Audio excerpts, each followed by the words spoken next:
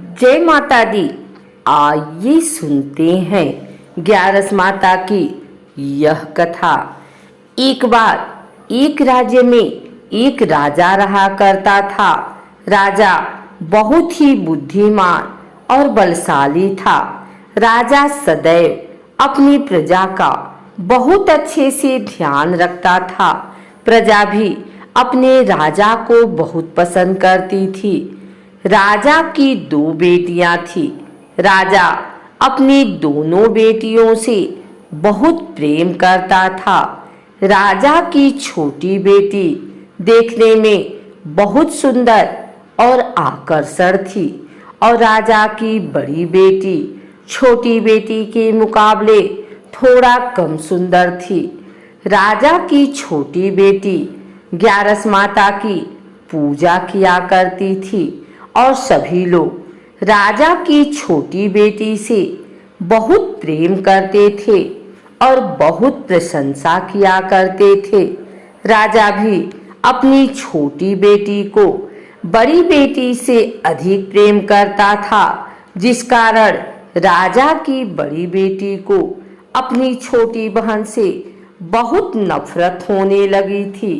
राजा की दोनों बेटियां जब बड़ी हो गई, तब एक पड़ोस राज्य में रहने वाला राजकुमार राजा की बड़ी बेटी के लिए रिश्ता लेकर आया।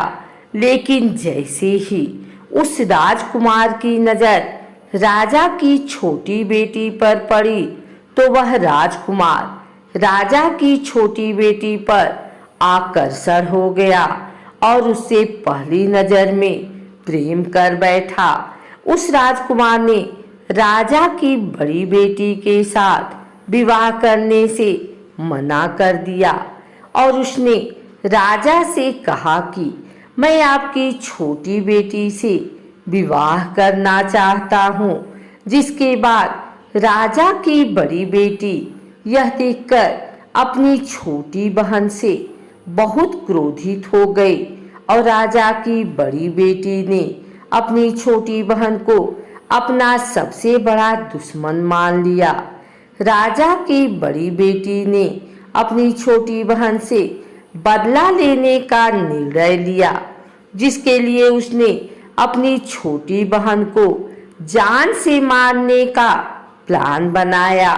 राजा की बड़ी बेटी ने अपनी छोटी बहन को मारने के लिए सबसे पहले एक लड्डू में जहर मिलाकर अपनी छोटी बहन को दे दिया और उसको लड्डू खाने के लिए कहा।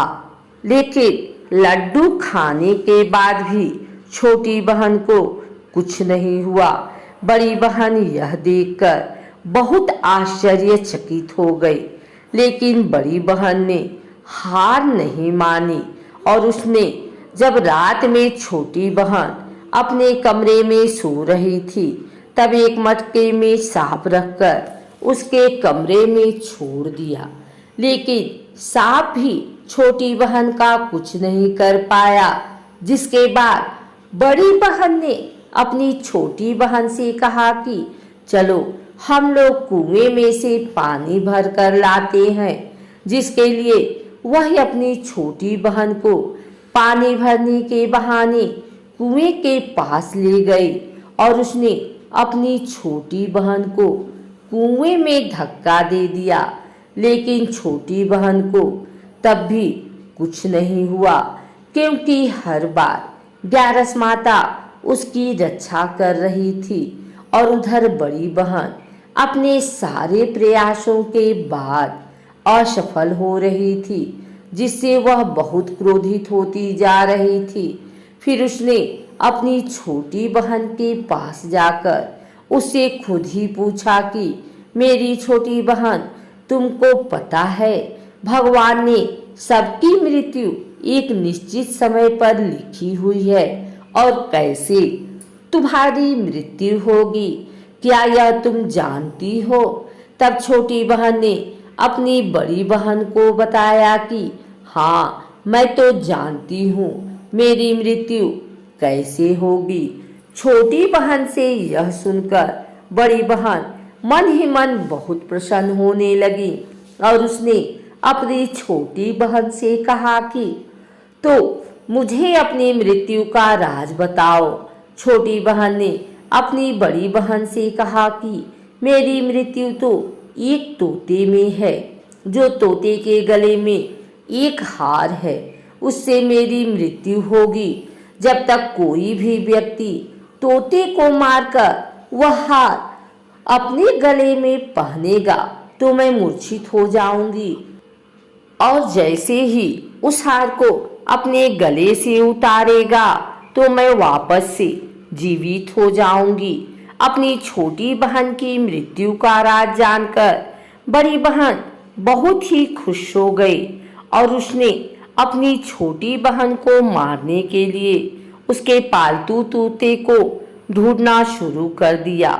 छोटी बहन को इस बात का आभास हो गया था कि कोई उसकी जान लेना चाहता है, जिसके लिए वह अपने पिताजी के पास गई और उसने अपने पिताजी से कहा कि पिताजी, मेरी मृत्यु के बाद आप मुझे जलाइएगा मत, बल्कि आप मुझे अपनी पुरानी वाली हवेली में एक पलंग पे लिटाकर छोड़ दीजिएगा। अपनी छोटी लड़की की यह बात सुनकर राजा बहुत आश्चर्यचकित हो गए। राजा ने अपनी छोटी बेटी से पूछा, बेटी तुम यह क्या कह रही हो? तब राजा की छोटी बेटी ने बताया, पिताजी समय किसी के लिए नहीं रुका है, कब क्या हो जाए किसी को कुछ पता नहीं है। और फिर राजा ने अपनी छोटी बेटी से कहा कि तुम ऐसी बातें क्यों कर रही हो? 2-3 दिन में तो तुम्हारा विवाह है। लेकिन छोटी बेटी ने अपने पिताजी को ऐसा करने पर मजबूर कर दिया और उनसे वचन ले लिया। राजा ने भी अपनी छोटी बेटी की बात स्वीकार कर ली और 2-3 दिनों के बाद जब शादी का समय आया तब राजकुमार बारात लेकर राजा के घर आया और राजकुमार और राजा की छोटी बेटी का विवाह शुरू हो गया। जैसे ही राजा की छोटी बेटी राजकुमार के साथ फेरे लेना शुरू कर दी तो उसकी बड़ी बहन अपनी छोटी बहन के कमरे में जाकर उसके तोते को पकड़ लेती है और उसको जान से मार देती है।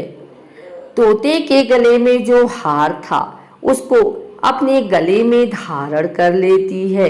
जैसे ही बड़ी बहन उस हार को अपने गले में धारण करती है तो उधर छोटी बहन 3.5 ही फेरे ले पाती है और वहीं पर बेहोश होकर गिर जाती है।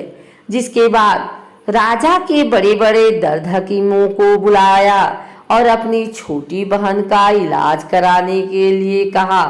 राजा की बात सुनकर वैद्य ने छोटी बेटी को जब चेक किया तो राजा को बताया कि आपकी छोटी बेटी ना तो जीवित है और ना ही मरी हुई है। यह मैं ऐसा पहली बार देख रहा हूँ। राजा ने वैद्य और हकीम को यह बात बाहर बताने से मना कर दिया और उनको कहा कि अगर तुमने यह बात किसी को बाहर बताई तो हम तुम्हें फांसी दे देंगे। राजा ने अपनी छोटी बेटी को पुराने महल में ले जाकर एक पलंग पे लिटा दिया और वहां पर कुछ सैनिकों को तैनात कर दिया। वापस अपने महल पर आ गया।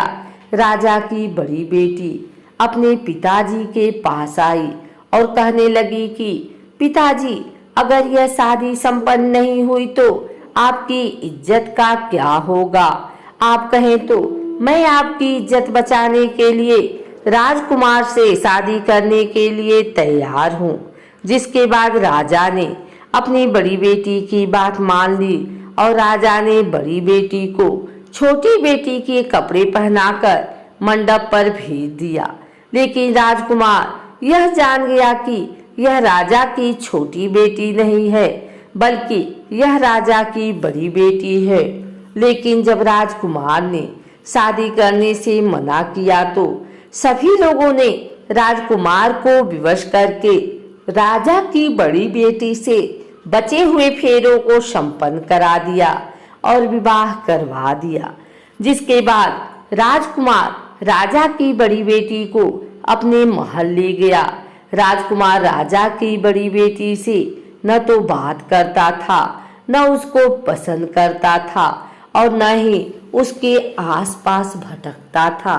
और राजकुमार ने यह फैसला लिया था कि वह अपनी प्रेमिका को ढूंढ कर रहेगा और यह जान कर रहेगा कि उसके साथ क्या हुआ है। एक दिन राजकुमार अपने घोड़े पर सवार होकर राजा के पुराने महल के पास पहुंच गया, जहां पर उसने कुछ सैनिकों को देखा। महल के पास पहुंचकर राजकुमार ने जब महल को ध्यान से देखा तो वह समझ गया कि यह तो हमारे ससुर जी का महल है।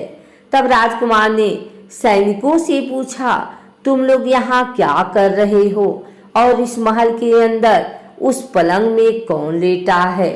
जिसके बाद सैनिकों ने बताया कि यहाँ पर राजा की छोटी बेटी लेटी है। यह सुनकर राजकुमार बहुत प्रसन्न हो गया और वह तुरंत अपनी प्रेमिका के पास पहुंच गया और उसकी सेवा करने लगा। जैसे ही रात हुई तो राजा की छोटी बेटी उठकर खड़ी हो गई। राजकुमार यह देखकर बहुत खुश हो गया और उसने अपनी प्रेमिका से पूछा कि तुम यह क्या कर रही हो, तुम मेरे साथ मेरे घर चलो। राजा की छोटी बेटी ने राजकुमार को सारी बातें बता दी कि मेरी जान एक तोते में बसी थी और मैंने यह बात सिर्फ अपनी बड़ी बहन को बताया था और मुझे पता है कि उसने ही मुझे मारने का प्रयास किया है। उसके पास एक हार है जिसको वह सुबह पहन लेती है और रात को उतार देती है। जब तक वह हार को पहने रहती है तब तक मैं मूर्छित रहती हूँ और जैसे ही वह हार को उतार देती है तो मैं जीवित हो जाती हूँ। और जब तक मेरी बड़ी बहन के पास वह हार है तब तक मैं ऐसे ही जीवित और मूर्छित होती रहूंगी। अगर मेरी बड़ी बहन के पास जो हार है वह मेरे हाथ लग जाए तो मैं हमेशा के लिए जीवित हो जाऊंगी। राजकुमार यह बात सुनकर राजा की छोटी बेटी के पास रहने का निर्णय ले लिया और उसने अपने बचे हुए सारे फेरे उस पलंग में लेटी राजकुमारी की छोटी बेटी के साथ कर लिए और अपना विवाह पूर्ण कर लिया और वहीं पर ही रहने लगा। देखते ही देखते कुछ समय बाद राजा की छोटी बेटी और राजकुमार की पत्नी पेट से हो गए। एक दिन राजकुमार को किसी काम से बाहर जाना पड़ा। तब छोटी बहन के पेट में बहुत तेज दर्द होने लगा। जिसके बाद उसने ग्यारस माता का आवाहन किया। जिसके बाद वहां पर ग्यारस माता प्रकट हुई और उन्होंने अपने भक्तों के दर्द को दूर किया और एक पुत्र की प्राप्ति करवाई। वहां पर अचानक से राजकुमार भी आ गया।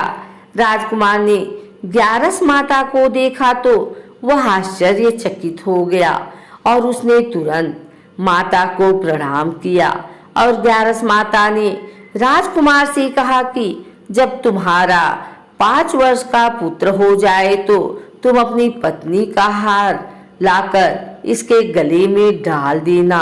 और देखते ही देखते राजकुमार और राजा की छोटी बेटी का पुत्र 5 वर्ष का हो गया। तो राजकुमार अपने बेटे से कहता है कि बेटा, मैं कुछ काम से बाहर जा रहा हूँ, तुम अपनी माता का ध्यान रखना। और वहां से चला गया।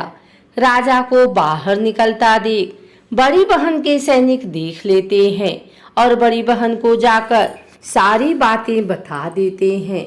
जिसके बाद बड़ी बहन अपनी छोटी बहन के पुत्र को वहां से उठवा लेती है और उसको मरवा देती है।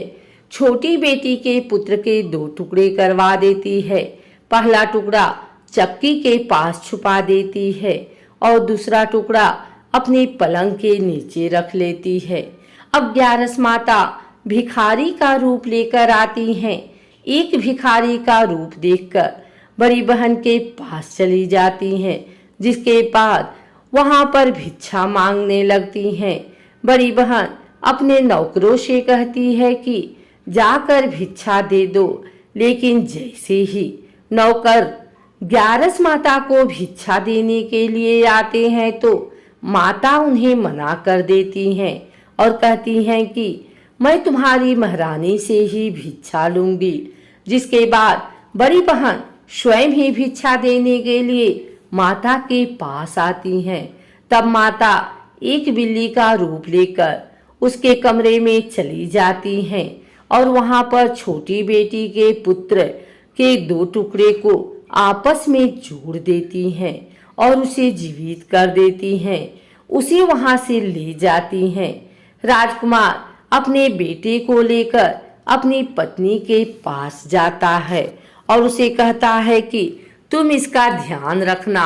अगर तुम इस बच्चे का अच्छे से ध्यान रखोगी तो मैं तुमसे बात करूंगा। एक दिन राजकुमार अपने बच्चे से कहता है कि तुम मम्मी से उनके गले का हार मांग लो। जिसके बाद राजकुमार का लड़का अपनी मम्मी के पास जाता है और कहता है कि मम्मी, मुझे तुम्हारा हार चाहिए जो तुमने गले में पहन रखा है। यह सुनकर पहले तो बड़ी बहन बहुत क्रोधित होती है, पर उसको यह याद आता है कि राजकुमार ने कहा था कि अगर मैं इस बच्चे का ध्यान अच्छे से रखूंगी तो वह मुझसे बात करेंगे। जिसके कारण वह उस बच्चे को दे देती है हार और तुरंत हार को लेकर बच्चा अपने पिताजी को दे देता है। और तभी राजकुमार अपने बेटे को लेकर वहां से जाने लगता है और अपनी पत्नी से कहता है कि तुम हमारे लिए खाना बनाकर रखना, मैं शाम को आकर तुम्हारे साथ खाना खाऊंगा। और अपने बेटे को लेकर वहां से चला जाता है। जिसके बाद वह राजा के पास जाता है और उनको सारी बातें बता देता है। राजा अपनी बड़ी बेटी की यह करतूत सुनकर बहुत क्रोधित होते हैं और अपनी परवरिश पर ही दोष देने लगते हैं। राजकुमार को अपनी छोटी बेटी के साथ रहने के लिए आदेश देते हैं।